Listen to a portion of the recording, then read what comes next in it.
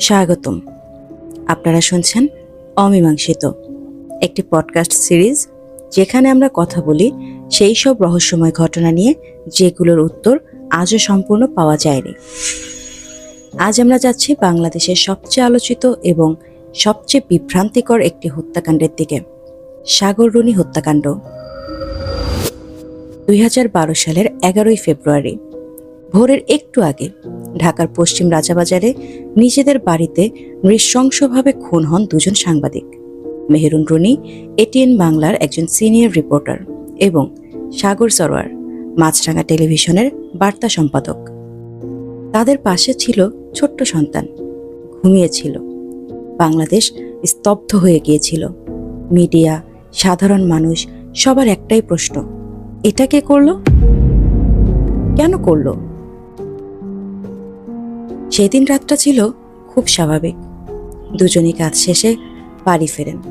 এরপর রাতের কোনো এক সময় ভোরের একটু আগে ঘরের ভিতরে ঘটে যায় বিভীষিকাময় সেই ঘটনা।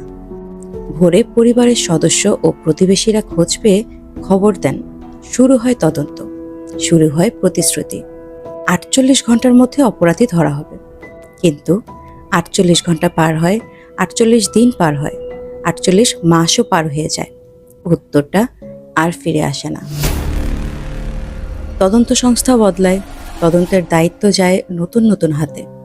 দেশে দেশে ফরেনসিক রিপোর্ট, সন্দেহভাজনদের জিজ্ঞাসাবাদ, অসংখ্য ব্রিফিং। কিন্তু মামলার রহস্য যেন আরও ঘনিয়ে ওঠে। মানুষের মনে নতুন প্রশ্ন জন্ম নিতে থাকে। এটা কি পরিকল্পিত হত্যা, নাকি ব্যক্তিগত কোনো কারণে, নাকি এমন কোনো গোপন সত্য যা এখনো আমাদের অজানা? কিন্তু আইনের দৃষ্টিতে এখনো মামলাটি অমীমাংসিত। এই ঘটনা শুধু দুটি প্রাণহানি নয়, এটি হয়ে উঠেছিল আমাদের সমাজ, আমাদের বিচার ব্যবস্থা, আমাদের গণমাধ্যম ও নিরাপত্তা নিয়ে বড় এক প্রশ্নচিহ্ন। বাংলাদেশে এই হত্যাকাণ্ড আজও আলোচনার বিষয়, সংবাদ ইতিহাসের এক গুরুত্বপূর্ণ অধ্যায়, যা মানুষ ভুলতে পারেনি, ভুলতে পারবে না। একটি শিশু তার বাবা মাকে হারালো, দুটি পরিবার হারালো তাদের আপনজনকে, এবং একটি দেশ হারালো সত্য জানার অধিকার। আজও সেই প্রশ্ন বাতাসে ভাসে, সত্যটা কোথায়? আপনারা শুনছিলেন অমীমাংসিত। আমি মায়া আক্তার। এ ধরনের সত্যভিত্তিক রহস্যের গল্প নিয়ে আবারও ফিরে আসব।